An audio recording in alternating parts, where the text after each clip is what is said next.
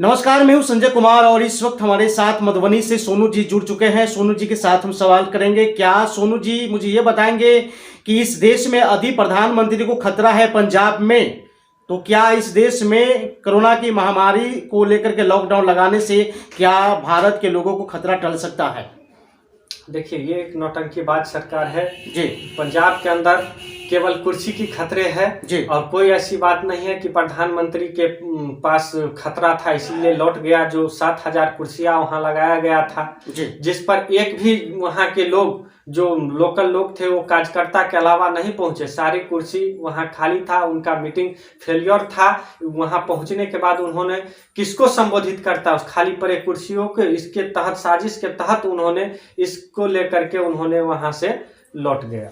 या फिर 5 राज्यों में चुनाव है, चुनाव के लेकर के जनता को फिर से बहकाना नहीं तो चाह रहा है। जिस प्रकार से पुलवामा कांड को लेकर के वोट मांगे थे, क्या उसी प्रकार से ये फिर बता रहे हैं कि इस देश के प्रधानमंत्री के ऊपर खतरा है? कहीं इस पर जनता भक्त तो नहीं रहा है? इस देश के अंदर जब प्रधानमंत्री खुद को असुरक्षित महसूस कर रहे हैं तो बता सकते हैं कि इस देश के अंदर जो आम जनता है वो कितना सुरक्षा में है या असुरक्षित है। वो बराबर घटना माँ बहन के साथ जो घटना हो रहा है वो आपके सामने है।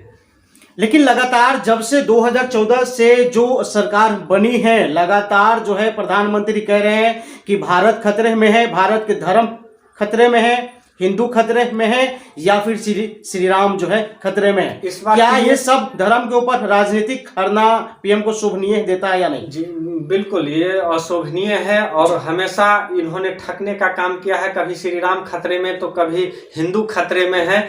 कोई खतरे में नहीं है। इस बार उसका रिजल्ट पता चल जाएगा। इस बार उनके कुर्सी खतरे में है और कुर्सी को बचाने के लिए बताते हैं कि कभी तो छोटे जाति के नाम पर कहते हैं कि पिछड़ा खतरे में है, तो कभी हिंदू खतरे में है, तो कभी श्री राम खतरे में है। कोई खतरे में नहीं है, आप उसको खतरा करवा रहे हैं। और जो पुलवामा घटना हुई थी वो एक रची हुई साजिश थी और सेना को मरवा करके आपने देशभक्ति का उन्होंने नारा दिया और देशभक्ति को नारा दे करके उन्होंने वोट पाने के लिए ये सारा साजिश किया। सोनू जी, आप एक नौजवान हैं, क्या इस देश की नौजवान का क्या जिंदगी खतरे में नहीं है? क्या इस देश की नौजवान का नौकरी खतरे में नहीं है? तो इसके लेकर के प्रधानमंत्री आवाज क्यों नहीं उठा रहा है? सवाल करेंगे आपसे। इस देश के जवान और किसान दोनों खत्म हो चुका है, क्योंकि ये देश जवान और किसान से चलता है। न तो इस देश में अभी के दौर में जवान के पास नौकरी है और न ही तो किसान के पास जो उनका जो अनाज है उससे का मूल है। इसीलिए ये देश नीचे के पतन के तरफ जा रहा है, क्योंकि इस देश का किसान और जवान दोनों बेरोजगार हो चुके हैं। इसीलिए इस देश को पतन की ओर जाने से कोई नहीं रोक सकता है। इस सरकार अगर रही तो इस देश को पतन की ओर भेज देगी। लेकिन लगातार जो है तीसरी लहर के लेकर के बिहार में भी नाइट कर्फ्यू लग चुका है। यहाँ भी जो है हर ऑफिस में सीमित के हिसाब से कर्मचारी जो है जा सकते हैं। तो क्या वैक्सीन लेने के बावजूद भी बिहार में भी जो है क्या क्या व्यवस्था हुई है आम जनता को बीच जो कोरोना से बचने के लेकर के तमाम व्यवस्था लगा रहे हैं? क्या व्यवस्था है?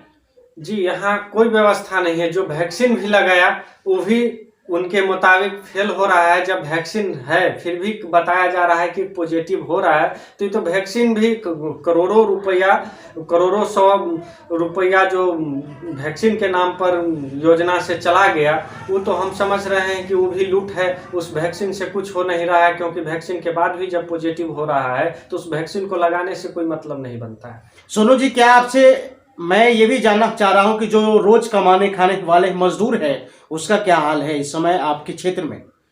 जी, जो मजदूर है उस मजदूर को खत्म करने, ये लॉकडाउन एक मजदूर को महामजदूर बनाने का, गरीब बनाने का एक साजिश है। जो प्रवासी मजदूर है उसका काम धंधा बंद करने का, चौपट करने का ये एक साजिश है। लॉकडाउन, नाइट कर्फ्यू सिर्फ आम जनता के लिए, आम लोगों के लिए, साधारण आदमी के लिए लग रहा है। बड़े बड़े जो कारोबारी है उसके लिए कोई नाइट कर्फ्यू नहीं है। जितने ड्रग्स माफिया है, दारू माफिया है, उसके लिए कोई अथी नहीं है, कोई नाइट कर्फ्यू नहीं है। लेकिन एक आखिरी सवाल हम करेंगे आपसे, चाहेंगे कि आप बिल्कुल शॉर्ट में जवाब दे।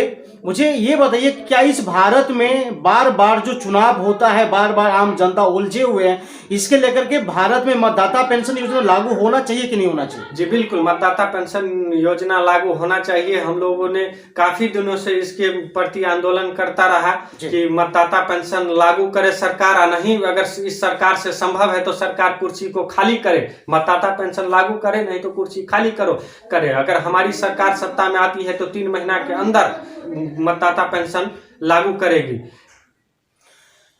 सोनू जी, बहुत बहुत धन्यवाद आपको हमारे साथ जुड़ने के लिए।